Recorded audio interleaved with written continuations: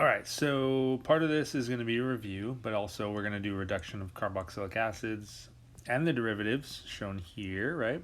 And then oxidation of aldehydes at the end. So here we go. I've already shown you these derivatives and carboxylic acids, right? So reducing agents that we're going to focus on: lithium aluminum hydride, which we already established is crazy.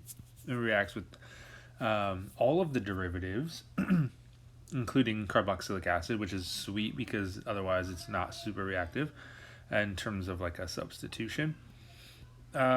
These guys, Dibol and the lithium aluminum chicken foot, that one's a little bit more chill, more selective, right? So, okay, so that Dibol, the diisobutyl aluminum hydride, is not as reducing because it's only got the three bonds, right? And we got the diisobutyl groups. Those are going to cause some steric hindrance, so it doesn't really allow it to be as reactive as lithium aluminum hydride.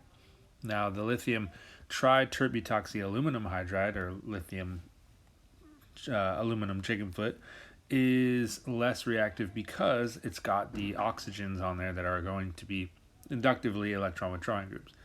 Sorry, I realized I didn't have the hydride on there, right? What are we going to reduce things with? So the oxygen is an electronegative group. It's electron withdrawing, and so it's going to be less reducing. It's also very sterically hindered as well, as you can see with all those chicken foots just like bop, bop, bop, bop, bop, bop, bop, bop, bop, just knocking stuff left and right. So the point would be both of the Dibol and the lithium aluminum chicken foot, those are both going to be less reactive. And so we'll see that they do react with the derivatives, but pretty much just the less reactive ones. And lithium aluminum hydride, just you got let that one loose, and it reduces the crap out of everything. So let's take a little look at what I mean, right? All right, so we've got our acid chloride and an ester, for example. Now what we're gonna see is if we use Dibol. And just so you know, if you see other sources, sometimes they'll just have Dibol without the dash H, and it's the same thing. It's just where our book specifically emphasizes the fact that it does have a hydride on there. If anything, it's just easier for you to identify it as a reducing agent, right? But the product of that reduction with the two weaker guys is an aldehyde, okay? And so let's take a look at these same starting materials and hit it with lithium aluminum hydride. Remember, first, and then hit it up with water after. But what you end up with is completely reducing that past the aldehyde to the primary alcohol, right? So essentially the top ones, they do a substitution reaction and replace that chloride or the alkoxy, whereas the lithium aluminum hydride does substitute it, but then it actually further reduces it. Okay, so here we go. Lithium aluminum hydride, we get H minus attacking, boom, forms that negatively charged oxygen, which kicks back down to form that pi bond, and then the chloride leaves. That's where you get your aldehyde. Okay, so that's how Dibol and the lithium aluminum chicken foot would form the aldehyde, and they would stop because it's a lot easier to reduce a carbonyl carbon that is bound to a more electronegative atom like chlorine or oxygen, whereas this particular carbonyl group is less electrophilic because it's got the hydrogen on there, so it's actually more electronegative. That carbon is more electronegative than that hydrogen, so it's not reactive or as reactive, and so that's why Dibol and lithium aluminum chicken foot don't proceed further. So lithium aluminum hydride, on the other hand, is more reactive and does react with that aldehyde to make the alkoxide first, and then followed by protonation with water, and that gives us our primary alcohol. Okay, so at first we do a substitution reaction, then we continue with the addition of our hydrogen. All right, and so that's the difference. You can see that we have an acid chloride going to an alcohol, but this also works for esters going to alcohols. It's the same idea. The chloride forms it, or it acts as a leaving group And then when we're working with esters, it's just an alkoxide as a leaving group. Same process though, same mechanism. And then diol and of course the lithium aluminum chickenfoot, those stop at the aldehyde, and then lithium aluminum hydride continues because it's more reactive. Cool. So moving on, let's check out this guy right here. All right, so we've got this structure, and we want to see what happens with lithium aluminum hydride and water. You can see I mean, what we're trying to do is just show you the more or less somewhat of the diversity of lithium aluminum hydride in the presence of other functional groups, but we also just kind of want to just see it when it's more complicated. The structure is more complicated. There is an oxygen there, but it's not really touching it. Remember, lithium aluminum hydride does actually react with epoxides. We did see that in, I don't remember what chapter, but it does act as a nucleophile for epoxides to bust open that 3-membered ring, right? But not a 5-membered ring, for example. It's not as strained as a 3-membered ring. Okay, so reduction of carboxylic acids and amides. So these ones are harder because the leaving groups are terrible. And that's because we're working with hydroxide and NH2 minus. So lithium aluminum hydride, though, is super reactive, and it does reduce to the alcohol. The carboxylic acid does reduce to the alcohol in the presence of lithium aluminum hydride. But the amides are a little bit trickier, much different, and we'll definitely go over the mechanism for this one. Not the carboxylic acid one, because it is the same, right? So no big deal. Same mechanism as above, but I just want to show you the difference between the two. So with the reduction with lithium aluminum hydride on the amide, we actually get the oxygen leaving rather than the nitrogen. And so we end up with an amine. Okay, so I'm going to give you 2 different mechanisms. Not that they're different. They are a little different inherently, because this one right here would be the primary amide, and I'll show you an example of a tertiary amide as well, because it has to be a little bit different because we don't have protons to remove like in this first step. Boom, boom, boom.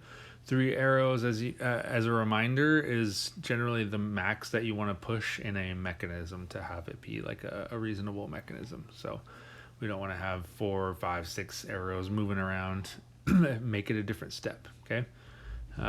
This oxygen attacks the Lewis acid aluminum. It's got that vacant p orbital is what I'm trying to show. Then we've got this guy right here. Okay, so now that we've got this guy, we have a hydride that can kind of come along and attack this electrophilic carbon. It's nestled in between 2 electronegative atoms. And then we've got this intermediate here. So we're going to have a negative charge on this nitrogen just after that reduction process occurred.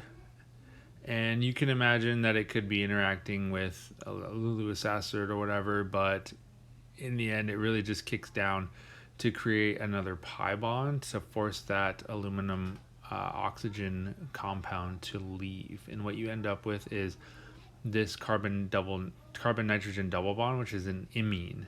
Okay, IMINE, imine. Okay. This is a super useful compound. It's actually the product of something we would call a condensation reaction as well, and it's fun intermediates that we'll get to learn about later. Okay. So actually, you're going to need to know that this forms an imine intermediate because it's going to be useful for other types of mechanisms and stuff, right? So it is an electrophilic carbon, so of course we can bring another hydride along to attack to force that pi bond to break and go. Lone pair goes to the nitrogen, so we got a negative charge on the nitrogen, and of course hit it with a little bit of water to get that protonation of that amine to end up with the final product. Okay, so not too bad, right? We did learn about a cool little functional group, the imine. But hopefully this is somewhat intuitive by now. If it's not, still don't get discouraged, but just know you go from an amide to an imine to an amine, okay? And the reason why I mentioned this should be somewhat intuitive is because that hydride just attacks the most electrophilic site, right? We have a nucleophile, it's going to attack the electrophile, okay? So same thing here. Now we have a tertiary amide though, so it's going to be a little different. You attack that carbonyl group because that's the most electrophilic site, okay? So now what do we have? Well, we have a positive or negative charge that we want to satisfy, and we can satisfy that charge, at least reduce it or kind of satisfy it somewhat by interacting with that Lewis acid. Okay, now we're pretty much sitting like we were before, where we have the lone pair to create that carbon nitrogen double bond and kick out the oxygen aluminum compound as a leaving group. This positive charge on the nitrogen is now an iminium ion. It's not an imine, it's an iminium. Okay, like kind of like ammonium or phosphonium. It's a positive nitrogen, so it's iminium, which of course makes that carbon even more susceptible to nucleophilic attack by that nitrogen, or I'm sorry, by that hydride, and because that helps satisfy the charge on the nitrogen, right? And so you put the lone pair back on there, and you end up with your final desired product, the amine. Okay, let me just rearrange it so it looks like the product that I kind of drew before. But of course, stereochemistry doesn't really matter here because we're adding an additional hydrogen to that carbon. So there's two hydrogens, two of the same groups on that. So it's not a chiral compound. But amide to iminium now, and then to amine. Okay. So again, intuitive, I mean, is like, where's the negative thing? Where's the positive thing? Put those things together, and that's really going to allow you to kind of move forward, at least in the generally correct direction. Okay, so oxidation of aldehydes. Moving on, this is going to be the last portion of the lecture in this video. So we've already kind of seen this before, right? Aldehydes react with chromium compounds with tons of oxygens, right? Those are really harsh conditions, so you're going to oxidize alcohols to aldehydes and as intermediates, and then you're going to continue forward to the carboxylic acid, right? So let me just remind you, we have, let's say, this intermediate right here. You have protonated that carbonyl oxygen, which makes the carbon more electrophilic, so it gets attacked by water, and you form something called a hydrate after neutralizing that charge, okay? So this hydrate, I may or may not have showed you before, but now that we kind of know carbonyl chemistry, like a little bit, right? We can know that we can attack it. And so we've got this hydrate here as an intermediate, and we got our chromium 6 compound. So remember, chromium 6 plus reagents are usually used to do this oxidation. And this is a mechanism that we've already seen before, but we'll just check it out again, right? Doesn't hurt to do a little review. Once that oxygen attacks, we form this guy. Of course, let me finish writing it. We want to neutralize the charge on the oxygen, the positive charge. We do a little proton transfer.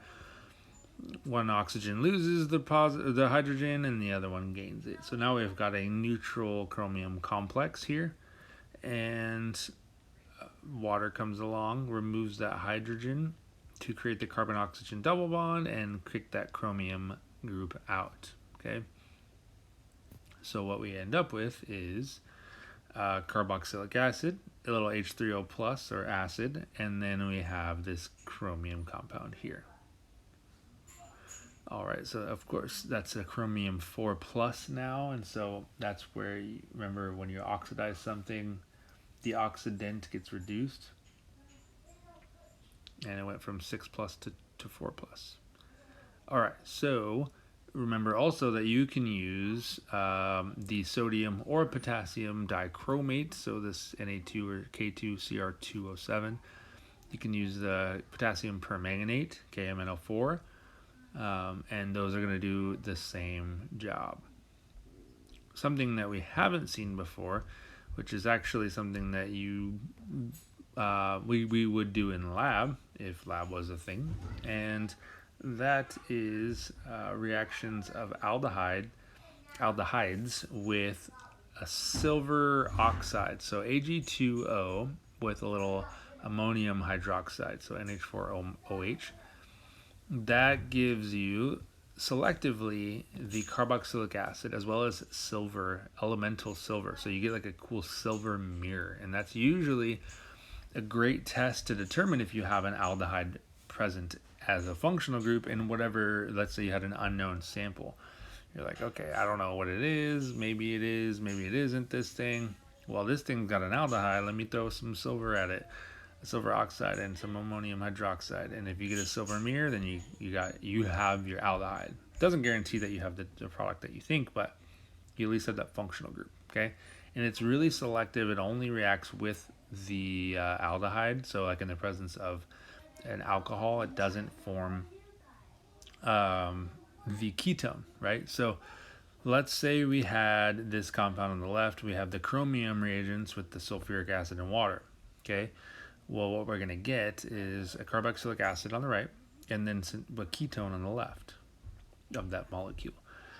But when we're working with silver oxide, ammonium hydroxide, we get carboxylic acid on the right, but still just don't touch the alcohol. So super important, super desirable to have that selectivity, because as you can imagine in synthetic chemistry, you have these large molecules with elaborate structures and lots of functional groups, and so you want something that's selectively going to react with only one site, okay? You can use something called protecting groups, which is later in this chapter, but if you don't have to, then heck yeah, save some money, save some time. So we got this structure right here. Obviously we've got a primary alcohol, a secondary alcohol, and an aldehyde. So we're going to throw some reagents at you, and then you got to tell me what's going to happen to that thing. So let's see, silver oxide, ammonium hydroxide. Let's see the last one. We're going to hit with a little chromium, sulfuric acid, and water. Okay, so what's going to happen with the sodium borohydride and methanol? Remember, methanol is our solvent, right? It is an alcohol. So remember, sodium borohydride doesn't react with alcohols, primary or secondary or whatever. So it does react with the carbonyl group. So I'm not going to draw the whole thing. So R represents the rest of the structure, but it just basically attacks that carbonyl group and makes an alcohol, a primary alcohol specifically. Lithium aluminum hydride does react with alcohols, but all it does is just deprotonates them. So in the end, we're not reducing the alcohols, we're just reducing the aldehyde again, and then we reprotonate everything with water. It's all good.